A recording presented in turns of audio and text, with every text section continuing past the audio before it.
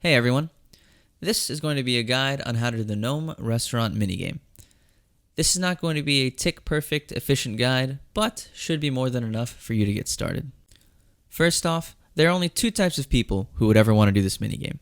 They're either completionists who want the dopamine hits from seeing their collection log number go up, or they're Iron Men and need some sick, bank-standing fashionscape. Or the worst case, you fall into both these categories. Like me. So, let's dive on into it. There are 4 unique items to get from Gnome Restaurant. They're the seed pods, mint cakes, gnome scarf, and goggles. The seed pods and mint cakes are only given by Brambickle, Penwee, or Wingstone, while the gnome scarf and goggles are only given by Captain Dirkin and Captain Ninto. These names are important. I would recommend writing these down because these are the only gnomes you want to deliver to. Drop rate for either seed pods or mint cake is 1 in 4 if you hit the special table, which is rolled at a 23 in 128. This translates to a roughly 1 in 22 chance, while the drop rate for either the gnome scarf or goggles is 1 in 17. Now for the minigame itself. Your goal is to deliver some weird-ass food to gnomes all over RuneScape, and for some unknown reason, you're the only person in all of Gielnor capable of doing such a thing. You will have 11 minutes to perform these deliveries, which is plenty of time to get around the map. You get 3 points per hard delivery, and at 12 points, you receive a reward token. You can also do easy deliveries, but that is not recommended since it only gives 1 point. Once you have 10 reward tokens, the real fun begins. You can actually re-roll your delivery tasks, meaning that you can skip any assignments that are not the customers I talked about earlier. So, after roughly 40 deliveries, you will be able to start handpicking your customers so you can roll specifically for the ones that give you the collection log uniques. While you're working on your way to 10 tokens, you will not be able to choose your customers. I'm not going to tell you how to reach every single customer, but you can find that pretty easily on the wiki page. And these are my suggestions for gear and inventory. I would recommend Full Graceful, since you will be running around a lot. The Royal Seed Pod from Monkey Madness 2 for infinite quick teleports to the Grand Tree to get new tasks. The Desert Amulet 4 to get to Narda, where Wingstone is located. A teleport to Taverley, which could either be redirected house tabs, a construction cape, or a max cape in order to get to Captain Ninto.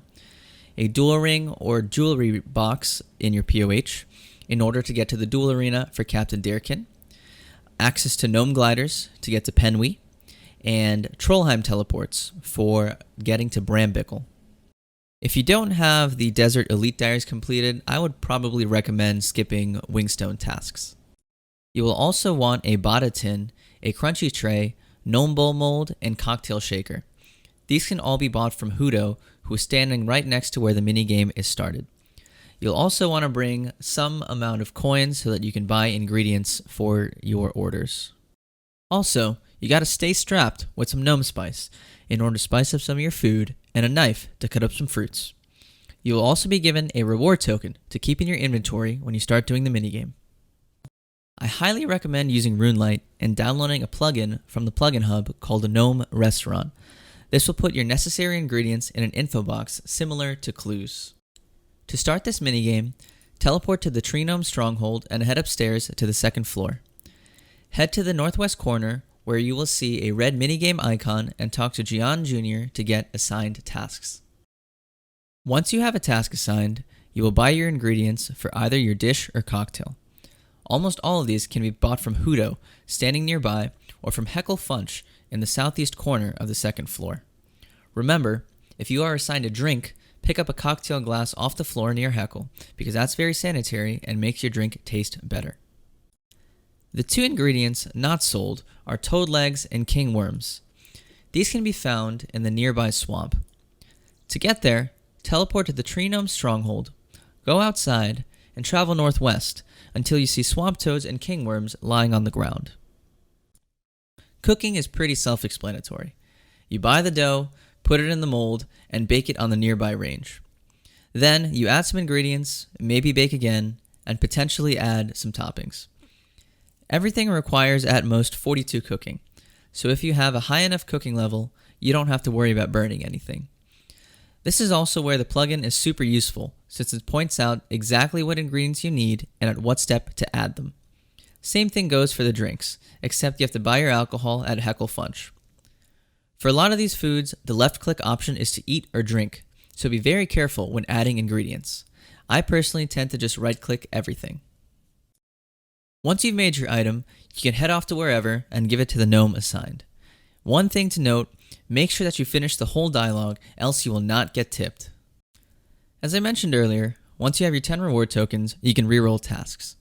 Even if you have a task assigned, all you have to do is go through the correct dialogue options again and you will get a new task. Just like real life, the delivery boy who was supposed to bring me my pizza somehow never shows up, and when I call in, they mysteriously forget that I placed an order. And here's how you get to the 5 gnomes that I mentioned earlier. To get to Wingstone, teleport to Narda. Then, run southeast into the desert.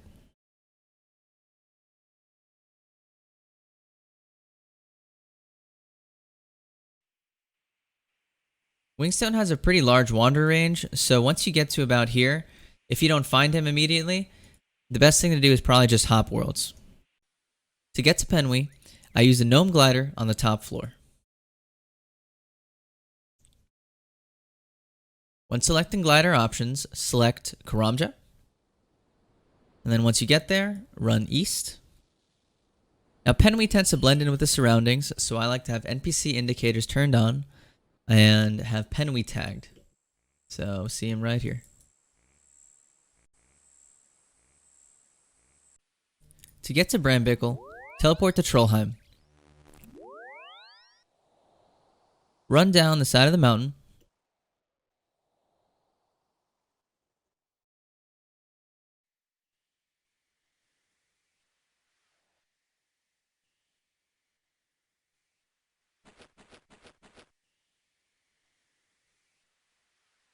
And make sure to take the first exit this way, and not the God of War's dungeon exit where you see these thrower trolls. Keep following this path up towards the direction of where you had to fight that last desert treasure boss.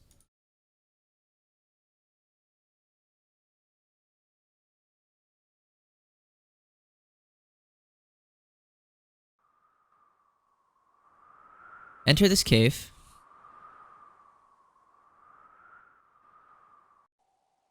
And follow it all the way through. I like to turn melee prayer on because sometimes these trolls can hurt.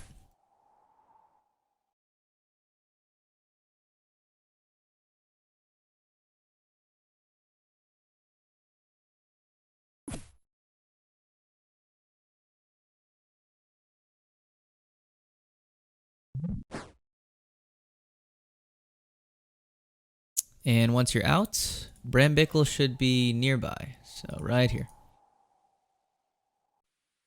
For Captain Ninto, teleport to Taverley. Once you're there, run west until you see this set of stairs.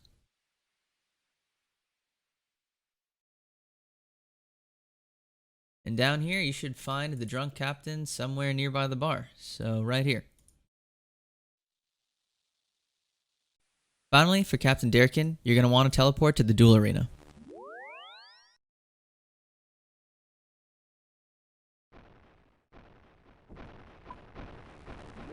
Once you're there, you want to run east up this southern ramp.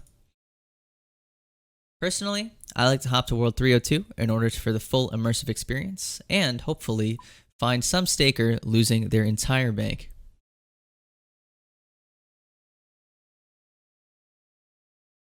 This just makes the experience that much more positive. You're gonna want to keep running east. And you should be finding Captain Dirkin right about here while he's spectating some of these duels. I lost 13 bill a month back. Okay, very cool, dude. And I think that pretty much sums up the minigame. It shouldn't take terribly long to get all the uniques, maybe a few hours at most. Any questions or comments, let me know. But other than that, I'll catch you guys in another maybe 3 years for my next guide. See ya.